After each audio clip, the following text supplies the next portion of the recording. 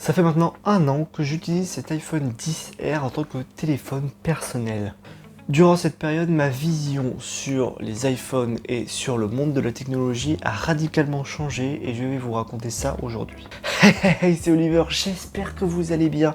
Aujourd'hui, on se retrouve pour un nouveau concept de vidéo, un petit peu plus storytelling et un petit peu plus posé que d'habitude. En tout cas, si ce concept vous plaît, n'hésitez pas, le pouce bleu, l'abonnement, le commentaire et le partage, et on y va, c'est parti.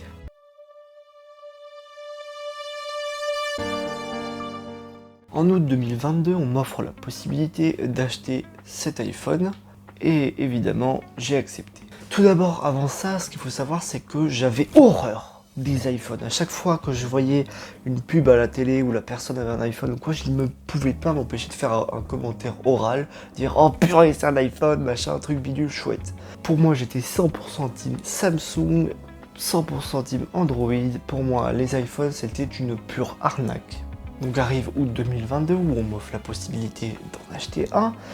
Et moi qui avais mon MacBook déjà depuis pas mal de mois, je me suis dit pourquoi pas, puisque ça pourrait compléter, etc. Mais bon, de toute façon, je m'en servirai comme téléphone secondaire. Bon, je garderai mon Samsung, même s'il est vieux, et puis voilà, donc j'accepte. Donc fin août 2022, je reçois ce petit téléphone qui est sorti en 2018, qui contient la puce A12 Bionic, bref, vous connaissez la chanson, c'est un iPhone XR.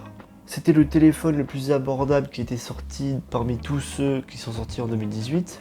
Et là a commencé mon utilisation spéciale de ce nouveau téléphone qui pour moi était complètement nouveau, je ne connaissais rien dessus. Et au bout d'une semaine voire deux d'utilisation, qu'est-ce qui en ressort?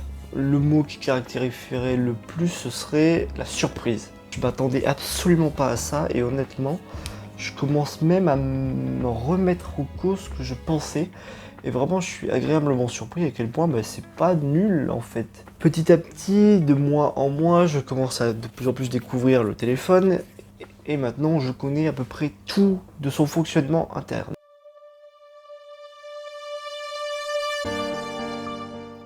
Si bien qu'au bout d'un moment, je décide d'abandonner mon Samsung et de transférer mes contacts et ma carte SIM dans ce nouveau téléphone. Je passe à 100% Apple. Et je me suis super vite habitué à son fonctionnement. On peut globalement faire à peu près la même chose, tout pareil que sur Android. Ça fonctionne différemment évidemment, mais honnêtement, je préférais le mode de fonctionnement qui était plus simple, peut-être plus intuitif et qui me convenait le mieux effectivement. Je trouvais que iOS était bien mieux fait que Android et honnêtement j'avais une sorte de satisfaction à l'utiliser plutôt que sur Android. Donc en un an, je suis passé de hater à, je dirais pas Apple addict, mais vraiment, j'ai changé radicalement. Je me suis dit que je préférais utiliser ça.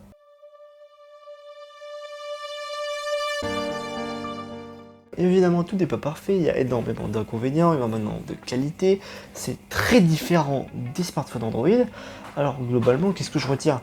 Donc je retiens globalement que j'ai été très surpris au niveau de la photo parce que je suis passé d'un petit téléphone bas de gamme de chez Samsung à moins de 200 € à ça qui reconditionné m'a coûté 330 € à l'époque. Aujourd'hui il doit être autour des 280 €.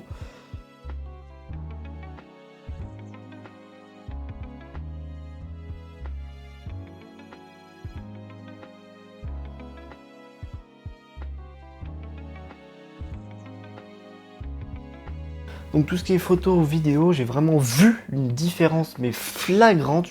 J'avais même pris une photo avec les deux téléphones, j'avais comparé et je m'étais rendu compte que la différence était vraiment visible. Donc à ce moment-là, j'ai commencé à aimer prendre des belles photos, des belles vidéos, etc. Mais aussi prendre des photos pourries, éclatées. Toutes les photos moches et drôles qui font des photos dossiers, j'adore ça aussi. Très rapidement, le stockage s'est augmenté. Je me suis retrouvé avec plusieurs centaines de photos et vidéos directement dans mon téléphone. Heureusement, j'ai acheté un adaptateur pour transférer mes photos sur une carte SD. Et là, vous vous dites, comment ça, un adaptateur?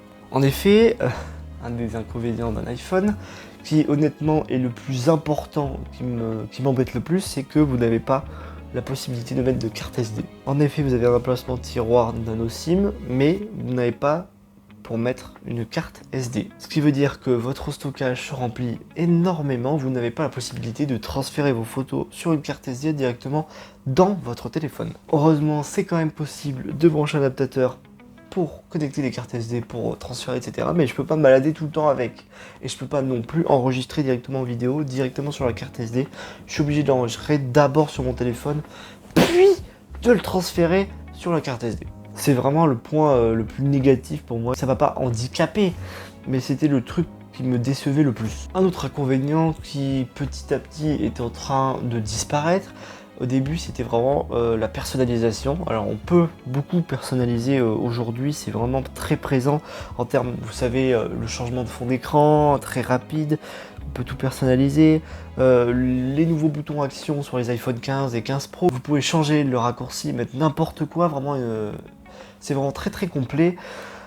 Les sonneries, pareil, on peut à peu près tout personnaliser, sauf les notifications d'applications. Vous pouvez personnaliser votre sonnerie téléphone, vous pouvez mettre n'importe laquelle, vous pouvez télécharger une sonnerie, vous pouvez la mettre.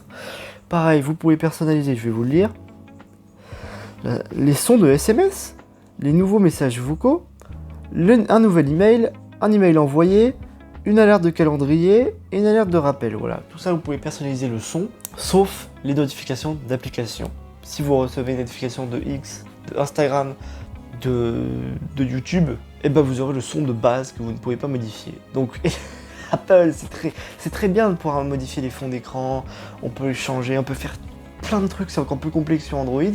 Mais alors les sons de notification, c'est un truc de base et vous n'avez toujours pas complété. Qu'est-ce que vous faites? Un autre avantage, évidemment, c'est Face ID. J'ai vraiment été choqué par ça parce que quand je voyais des vidéos justement sur les iPhones, parce que je m'étais quand même renseigné un minimum avant de l'avoir, tout le temps on parlait, oui, j'ai une préférence pour la sécurité faciale, machin, truc bidule, et puis voilà, j'étais là avec mon ancien téléphone, je me disais, mais c'est pourri la reconnaissance faciale. Moi j'avais mon petit capteur d'empreinte et je préférais ça. Et finalement avec Face ID, bah ça encore, à mon avis, a changé, puisque en fait c'est très impressionnant parce que c'est méga sécurisé, c'est très rapide, et ça ne demande aucune interaction. Vraiment, je prends mon téléphone, hop, j'appuie sur le petit bouton allumer, et hop, j'ai juste à glisser, c'est déverrouillé. J'ai fait aucun truc, j'ai pas mis mon doigt sur un capteur, j'ai pas appuyé quelque part, j'ai pas attendu. J'ai juste allumé, slidé, c'était déjà fait. C'est comme s'il n'y avait en fait aucune sécurité alors qu'il m'a reconnu, évidemment. Ça marche évidemment dans le noir, ça marche avec mes lunettes, sans lunettes, avec une casquette. Si on met une photo de moi devant, ça ne fonctionne pas puisque c'est en 3 dimensions. Bref, pour moi, c'est la sécurité faciale ultime. Pour moi, j'ai jamais vu mieux ailleurs. Et à mon avis, il y aura peut-être jamais mieux, à part si il y a des concurrents qui font exactement pareil. Et l'encoche, pour moi, n'a pas été un inconvénient. À vrai dire, on l'oublie. Moi, je la remarque pas vraiment. Voilà, quand je regarde une vidéo, quand je joue à des jeux ou quoi, honnêtement, ça m'a pas dérangé, plus que... Il y a beaucoup de gens qui étaient gênés, mais pas moi. Moi, vraiment, je l'ai remarqué vraiment, même à peine. Et enfin, un dernier avantage, c'est évidemment... l'écosystème d'Apple. L'écosystème, c'est tout simplement la façon de fonctionner de tous les mêmes appareils ensemble, et honnêtement j'ai été très surpris de tout ça puisque j'ai beaucoup utilisé AirDrop pour envoyer directement des fichiers, hop, sur mon iPad, hop, sur mon MacBook, très rapidement comme ça. Voilà, bref, le système global d'Apple fonctionne très bien. J'aime beaucoup aussi le centre de contrôle. Pour moi, c'est quelque chose qui devrait y avoir partout parce que c'est très pratique. Ça permet de regrouper vraiment les choses en un seul endroit. Et par exemple, quand tu regardes une vidéo YouTube et que tu veux monter ou augmenter le son, tu cherches les boutons, tu essayes d'appuyer, tu galères, alors que là, tu as juste à hop, ouvrir le centre de contrôle et tu peux régler directement. T'as rien à faire en fait. C'est juste avec ton doigt sur l'écran, t'as pas besoin de chercher les boutons physiques. C'est ça que je retiens le plus, c'est quand je regarde des vidéos. Si ça vous plaît, ce concept, n'hésitez pas, le pouce bleu, l'abonnement, le commentaire et le partage. Dites-moi d'ailleurs des idées en commentaire, parce que je peux encore continuer évidemment, si ça vous plaît. Dites-moi en commentaire aussi si ça vous intéresse une vidéo de quel iPhone choisir aujourd'hui, pourquoi l'acheter, pourquoi ne pas l'acheter, suivant votre utilisation à vous, un petit peu plus documentée, un petit peu plus informative. Dites-le moi si ça vous intéresse, je le ferai avec plaisir. Et sinon je vous dis, souriez, la vie est belle, à plus dans le bus. Bon, ça va. une petite vidéo sympathique. Hop, on coupe ça.